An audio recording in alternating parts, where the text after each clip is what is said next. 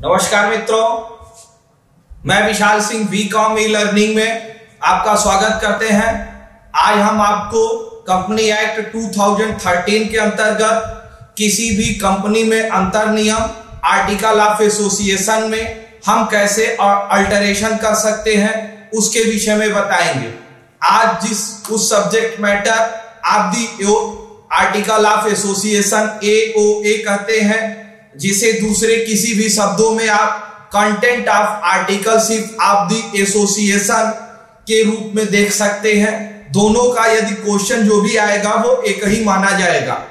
सर्वप्रथम हमें यह बताना है कि कंपनी एक्ट 2013 टू सेक्शन 5 के अंतर्गत AOA को डिफाइन किया गया है। यह कंपनी के एक चार्टर के अंदर बनाई जाती है, जिसके अंतर्गत कंपनी कैसे कार्य करती है या उनके इंटरनल मैनेजमेंट का कार्य करता है, जिसकी आप या प्राइवेट कंपनी को AO बनाने की आवश्यकता नहीं पड़ती, लेकिन पब्लिक कंपनी को आर्टिकलशिप ऑफ एसोसिएशन बनानी पड़ती है, जिसके संबंध में उन्हें अपनी फाइल रजिस्ट्रार के पास प्रस्तुत करना पड़ता है। MOA मेमोरेंडम ऑफ एसोसिएशन के अनुसार ही आप AOA का निर्माण आर्टिकल ऑफ एसोसिएशन कर सकते हैं, जिसके अंतर्गत किसी भी मैनेजर की ड्यूटी और राइट को भी डिफाइन किया जाता है। डायरेक्टर के पावर और राइट को भी डिफाइन किया जाता है। ROC के यहाँ पेपर प्रस्तुत करते समय AOA में 2 विटनेस का 2 गवाहों विटनेस की सिग्नेचर होनी आवश्यक होती है। इसके अंतर्गत शेयर होल्डर का कंपनी में अंशधारियों का कंपनी के ऊपर क्या दायित्व बनता है और दायित्व कंपनी का शेयर होल्डर के प्रति क्या दायित्व बनता है, यह लिखना अनिवार्य होता है। AOA बनाने के लिए कंपनी के स्वविवेक पर निर्भर करती है। आज हम आपको एक एक सब्जेक्ट के तरफ से कुछ इंपॉर्टेंट कंटेंट्स एक एक करके बताएंगे, जिनके विषय में आपको AO के अंतर्गत रखना अनिवार्य माना जाता है। सबसे फर्स्ट है share capital variation of the liabilities and right.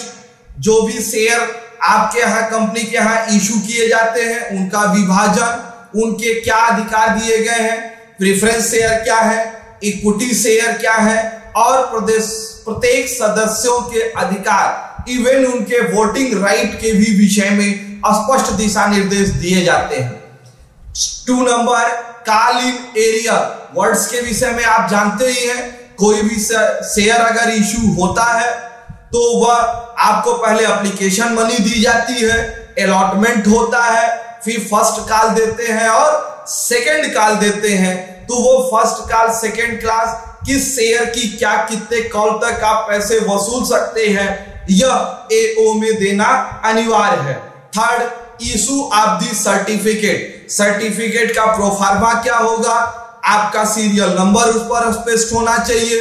Company के द्वारा डायरेक्टर या उनके द्वारा अपॉइंटमेंट एजेंट का हस्ताक्षर होना चाहिए। For feature of the share आप जानते ही हैं, जैसा फॉर फीचर जब किसी भी शेयर की राशि का आप भुगतान नहीं कर सकते हैं तो वह कंपनी को अधिकार दिया जाता है कि वह शेयर को जब्त कर लेती है। तो वह किन दशाओं में आपकी जब्त करेगी और इनको कब वो इशू कर सकती है, री इशू के भी रूल्स आर्टिकल ऑफ एसोसिएशन में देना अनिवार्य है। Share transfer of the method means आप स्टॉक एक्सचेंज के माध्यम से शेयर हमेशा बिकते रहते हैं, ब्रोकरेज होते हैं, किस के क्या रूल है ये आपको दिया जाएगा। नेक्स्ट है 2 call in arrear medium time. 2 call in arrear, एक फर्स्ट कॉल और सेकंड कॉल के बीच में क्या टाइम रहेगा, ये आर्टिकल ऑफ एसोसिएशन बताता है। जैसे कि यदि किसी एक कंपनी ने 10 रुपीज के शेयर इशू किए, 2 रुपीज एप्लीकेशन, 2 रुपीज अलॉटमेंट, फिर 3 rupees first call, 3 rupees second call.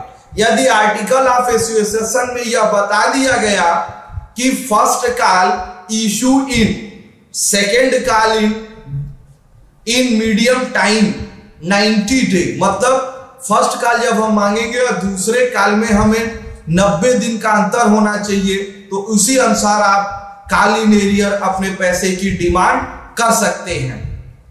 Preliminary expenses, preliminary expenses आप जानते हैं, सॉरी यहाँ प्रिलिमिनरी कॉन्ट्रैक्ट कहेंगे।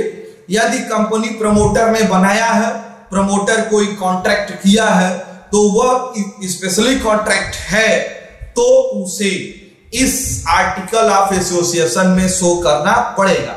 मिनिमम सब्सक्रिप्शन एप्लीकेशन पे कितने अमाउंट्स आपको देने हैं, यह आर्टिकल ऑफ एसोसिएशन में स्पष्ट रूप से दिया जाएगा। Under writing of the commission, जैसे अंडर राइटिंग बार बार आपको शब्द लगता है कि ये कौन सा शब्द आ गया। अंडर राइटिंग मीन्स होता है जब कंपनियां अपने शेयर मार्केट में बेचती हैं, किसी ऐसे व्यक्ति को नियुक्त करती है जिनके माध्यम से वो देती है, और जो अंडर राइटर उसी को कहते हैं, वो निश्चित दर से कमीशन लेता है। तो उस अंडर राइटर पर कमीशन हम उसको क्या देंगे, ये एओए में स्पष्ट है।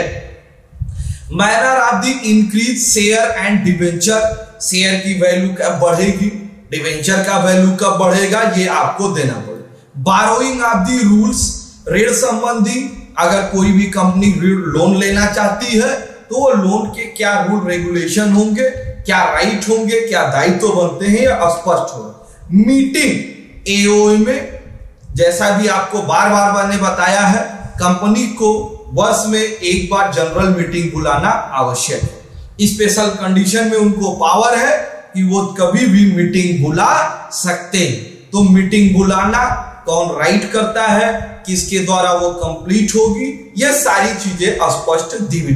डिविडेंड्स रूल, यदि कंपनी प्रॉफिट पाती है, लाभ मिलता है, तो किस अनुसार लाभ दिया जाएगा, कैसे वितरण की जाएगी, एओए स्पष्ट करता है। Director appointment and information of the remuneration, qualification of the director.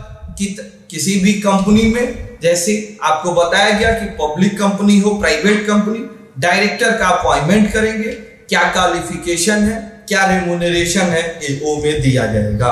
Next आपको कॉमन सील, बार बार मैंने बताया कॉमन सील पिछले वीडियो में स्पष्ट दिया गया है, आप कंपनी एक्ट में देख सकते हैं। कंपनी की एक शार्प मुद्रा होती है जिसके सिग्नेचर होता है, उसकी एक रबर स्टैंप की मोहर होती है, जिस पर यह विश्वास किया जाता है कि यह कंपनी कार्य करती है। Next information of the member method, क्योंकि कंपनी में यह आपको बताना पड़ेगा कि आप मेंबर को किस प्रकार से सूचना देते हैं, यह स्पष्ट होने चाहिए।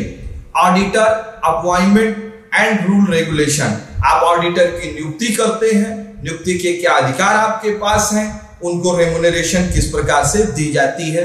मैनेजमेंट स्टेटस, जनरल मैनेजमेंट या जो भी बोर्डिंग ऑफ डायरेक्टर आपने बनाए हैं, उसके अंतर्गत कंपनी को कंट्रोल करने के लिए कितने मैनेजमेंट के मैनेजर के रूप में आपने अपॉइंटमेंट किए, उनके राइट्स भी आपको डिफाइन करने पड़ेंगे। Voting right of the share, company act के अंतर्गत वोटिंग राइट, क्योंकि आपको पहले ही बताया पब्लिक कंपनी या इश्यू करती है, तो वोटिंग राइट बताना अनिवार्य है, क्योंकि जिसके पास 51% शेयर का वोटिंग होगा वही कंपनी का ओनर माना जाता।